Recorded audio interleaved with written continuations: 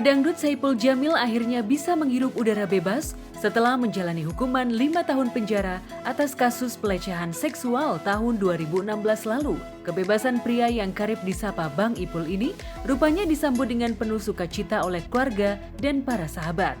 Namun yang jadi sorotan, penyambutan kebebasan Bang Ipul terbilang heboh dan cukup meriah hingga menggunakan supercar terbuka layaknya kebebasan sang idola. Bang Ipul, jangan maju. Berat badan turun naik. Surat bebas. Oke, terima kasih ya Pak. Terima kasih.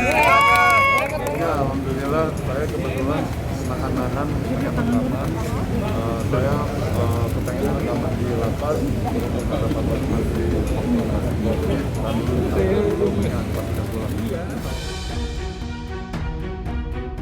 Padahal sebagai tahanan atau terpidana atas kasus asusila, sejatinya sambutan mantan suami Dewi Persik ini berlangsung seperti biasa tanpa haru biru layaknya sang idola. Apalagi sebelumnya netizen sempat santer menggaungkan agar Bang Ipul tak lagi kembali ke dunia industri hiburan mengingat kasus asusila yang mencoreng namanya. Gaung penolakan yang nyaris serupa dengan petisi boikot Bang Ipul di layar kaca itu sempat mencuat setelah pedangdut Indah Sari sempat membeberkan jika sebelum kebebasan Bang Ipul ada banyak tawaran di dunia hiburan. Mulai besok sudah syuting, alhamdulillah. Mulai besok sudah syuting. Terima kasih untuk TV swasta yang mempercayai Saipul, alhamdulillah. Mulai besok Saipul tanggal 3 September, tepatnya 2021, Saipul sudah mulai aktivitas kembali. Masa lalu yang kelam nampaknya menjadi hambatan paling rumit bagi Saipul Jamil untuk berkancah di dunia yang digelutinya. Meski ia sudah menjalani masa hukuman, tapi jejak trauma dari ulahnya di masa lalu seolah belum bisa sepenuhnya dilupakan publik. Tapi meski di tengah derasnya sebagian cibiran netizen, toh Bang Ipul rupanya tetap fokus menata masa depan. Lantas, benarkah Bang Ipul akan tiarap dari dunia hiburan? Atau tetap akan kembali membangun sisa kejayaan yang pernah ditorehkan di masa lalu? Saya akan mengeluarkan single judulnya Sambutkan Kau Setia. Sambutkan Kau Setia.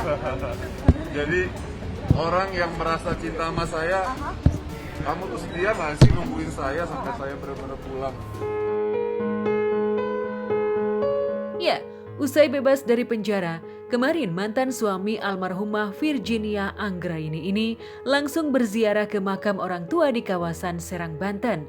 Setelah itu kabarnya, ia juga akan menziarahi makam mendiang istrinya Virginia Anggraini di Bandung, Jawa Barat. Tak hanya itu, pemilik nama asli Jamiluddin Purwanto itu juga melakukan kegiatan lain, yaitu mandi di air laut. Bahagia banget. Ada WA-nya kan? Bahagia. Sebagai manusia yang tak luput dari salah perbuatan, Ipul mengaku menyesali perbuatannya. Selama berada di balik jeruji besi dan menjalani hukuman, Ipul banyak belajar soal pelajaran hidup. Pasca bebas pun tentu tak mudah bagi Ipul untuk memulihkan nama baiknya di mata publik. Ipul harus menerima konsekuensi dan kembali harus berusaha dari titik nol untuk menata hidupnya dan menjadikan pengalamannya sebagai pelajaran berharga. Saya udah duluan yang di lockdown, nggak bisa kemana-mana, jadi seperti itulah rasanya di sini seperti itu.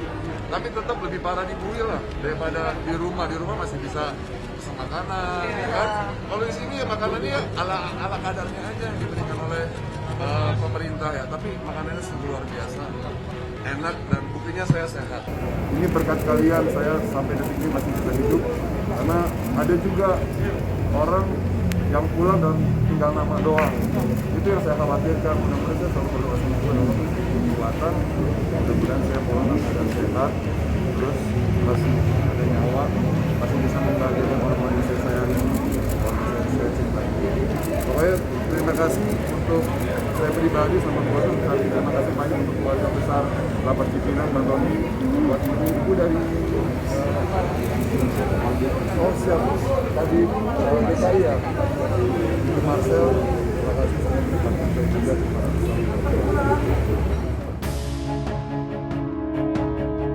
Sementara itu, selama berada 5 tahun dalam penjara, saat bebas, Ipul sempat menyebutkan 3 nama artis dan berucap terima kasih. Di antaranya, pedangdut Inul Daratista, presenter Ramzy dan mantan istrinya Dewi Persik. Lantas, bagaimana nasib Indah Sari yang digadang-gadang akan jadi calon istrinya? Bagaimana pula Ipul melihat kesetiaan Indah saat dirinya berada dalam masa sulit di penjara? Lantas, apa saja rencana Ipul ke depannya? Kalau ini mah udah bukan setia lagi, ini mah super setia. Ada juga buat penggemar saya semuanya, terima kasih udah mendoain Bang Ipul sampai detik ini. Buat teman-teman artis juga yang udah mensupport saya, Inul, Ramzy, mantan istri saya Dewi Persik. Terima kasih juga. Terus pokoknya yang nggak saya sebutkan satu-satu, terima kasih atas supportnya. Kita doanya semoga di hari yang pertama ini dan selanjutnya kita akan menemukan kebahagiaan yang abadi, kebahagiaan yang diridhoi oleh Allah Subhanahu wa taala. Jangan pernah bosan doakan kami berdua, semoga kami selalu diberikan kebahagiaan. Amin.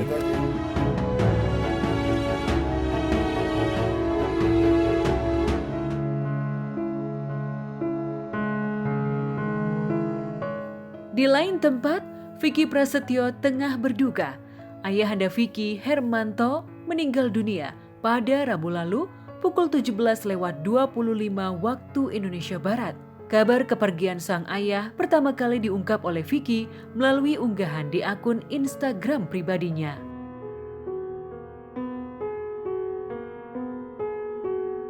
Saat ditemui tim Gospot, Vicky mengungkap sang ayah meninggal dunia lantaran terpapar virus COVID-19. Namun sebelumnya, almarhum juga sudah lama mengidap penyakit paru-paru. Ya, sebelumnya memang papa saya sempat COVID, tapi alhamdulillah sudah ada pemulihan, bahkan sudah mulai terbiasa normal. Cuma memang masih ada paru-parunya yang memang masih bermasalah kata dokter. Dikhawatirkan masih ada sisa-sisa COVID-nya gitu. Ya kita kan nggak bisa tahu kalau COVID itu kenanya di mana dan kena oleh siapa. Tapi yang pasti ya karena berlingkungan gitu loh. Dan papa aku kan punya juga penyakit bawaannya ya, komorbidnya itu paru-paru.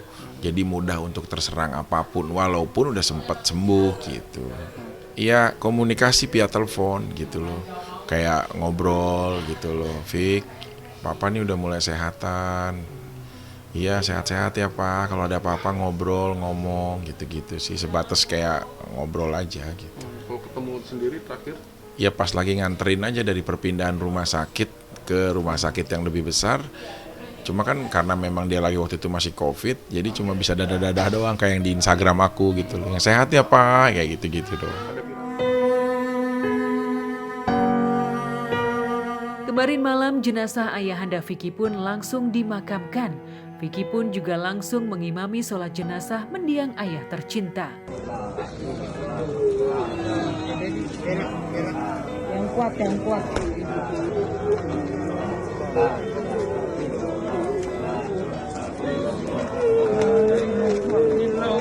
Sini. Si baby mana? Beb. Baby. Awas, yang kiranya itu dipegangin tangan dipegang. Oh jangan nyerolok. Awas nyerolok.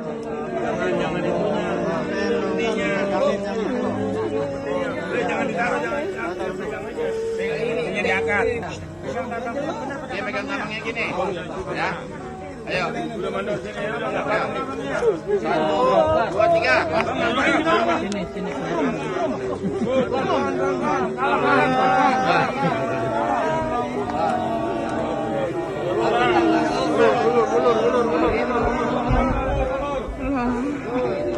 Ya di protokol secara COVID kita menjalankan hak-haknya.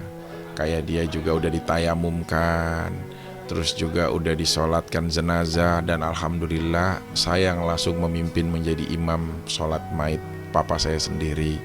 Itu karena memang alhamdulillah kita pernah pesantren, ya sedikit banyaknya ada ilmu yang masih melekat untuk kita bisa realisasikan di dalam hal-hal kehidupan kita. Termasuk aku sangat bangga sih, alhamdulillah ada ilmu yang dulu papa pernah pesantrenin aku sama mama, akhirnya aku bisa juga memimpin dalam sholat jenazah gitu kan, mengingatkan juga kayak usolli ala hazal maiti arba'a, bukan rokaatin ya tapi takbiratin, dan ini hukumnya fardu, jadi fardali kifayati, tinggal ada makmuman atau imaman. Jadi aku kasih tahu ke keluarga aku juga gitu loh bahwa ya niatnya, dan ini fardu kifayah gitu loh kalau jenazah itu. Nah itu hal-hal kayak gitu aku bisa terapkan lah ke adik-adik aku, ke keluarga aku gitu loh. Bahkan kalau aku yang jadi imam ya alhamdulillah sih. Begitu banyak kenangan dan memori yang Vicky ingat tentang almarhum sang ayah. Termasuk petua soal Vicky yang harus tetap menjadi orang yang rendah hati meski sudah menjadi orang terkenal. Ya papa aku itu selalu ngajarin untuk jadi orang tuh harus ramah, berani untuk menegur orang lebih dahulu kalau dianya belum sempat untuk menegur kita gitu loh. Papa aku tuh orang yang seneng bercanda, yang ramahan sama siapapun gitu loh. Ya peduli terhadap sekitar, selalu mengajarkan untuk poin sukses tuh bukan diri kita, tapi mampu kita menjadi lebih berarti dan membantu orang di sekitar kita gitu. Jadi banyaklah poin-poin yang menjadi pembelajaran. Ya memang sampai saat ini kan kondisinya adik-adik ponakan yang memang sama aku kan, ada yang kerja juga sama aku. Ya itu sih letak papa tahulah aku bisa menjadi tulang punggung pengganti untuk almarhum gitu. Di tengah rasa dukanya, Vicky juga masih harus menjalani kasus dugaan pencemaran nama baik terhadap mantan istrinya Angel Elga. Ya lebih kepada semoga selesai ya masalah hukumnya gitu, lebih ke situ sih. Artinya berarti masih mikirin kayak gitu? Iya masih lah, karena kan ya biar bagaimanapun kita punya kedekatan yang baik. Dulu kalau sekolah sering dianterin, kita sering bercanda bareng gitu loh. Makanya kemarin waktu di mobil ambulan, waktu aku anterin jenazah dari rumah sakit ke pemakaman, ya aku sempat videoin kan. Dulu papa yang nganterin aku sekolah, sekarang aku yang nganterin papa ke peristirahatan terakhir. Kemarin, sidang dengan agenda pembacaan vonis pun kembali ditunda lantaran Vicky tidak hadir karena masih dalam suasana duka. Vicky pun mengucap terima kasih pada majelis hakim atas izin dirinya untuk tidak hadir di sidang karena masih berduka.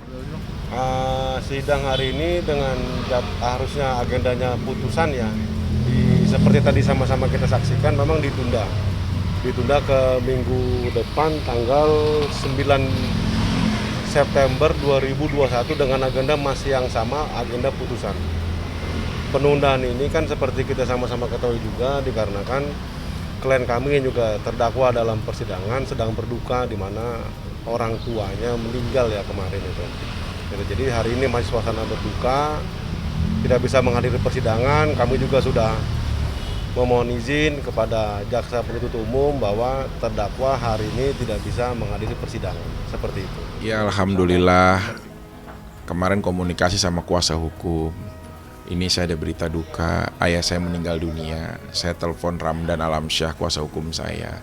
Lalu beliau membangun komunikasi kepada pengadilan. Andai kata, saya kan statusnya juga masih ditangguhkan ya. Kalau majelis meminta untuk hadir pun saya insya Allah dengan berat dan duka pasti saya akan hadir. Tapi alhamdulillahnya salam hormat saya, terima kasih beribu-ribu terima kasih juga untuk ketua majelis serta majelis hakim anggota lainnya yang memberikan kesempatan untuk menunda persidangan dalam suasana saya yang sedang berduka. Terima kasih sebesar-besarnya. Lantas, seperti apa persiapan Vicky jelang sidang vonis dirinya yang akan digelar pada 9 September mendatang? Kalau terkait putusan begini, dari awal kan sudah sering kami sampaikan kalau hasilnya dari sisi kami bahwa kami yakin kami akan mendapatkan hasil yang terbaik. Seperti itu. Bahwa kami akan mendapatkan hasil yang terbaik sesuai dengan apa yang kami targetkan. Pun apapun hasil putusan itu adalah putusan yang terbaik dan yang selalu adil bagi klien kami akan menghormati. Ya harusnya kalau normatifnya ya harus dibacakan putusannya ya, tapi kan kita hukum tercipta untuk menerapkan sistem hidup berlingkungan. Mungkin ya ada kebijaksanaan dan hal-hal lain gitu. Toh perkara saya juga kan bukan perkara darurat yang sepertinya harus bagaimana dan seperti apa. Ya tapi itu kembali kepada hati nurani majelis. Makanya saya ucapkan sangat-sangat terima kasih. Mau nggak mau kan udah saya bilang, ya cuma minimal 7 hari ini mau fokus untuk tahlilan, sedekahan gitu loh. Ya mendoakan untuk almarhum.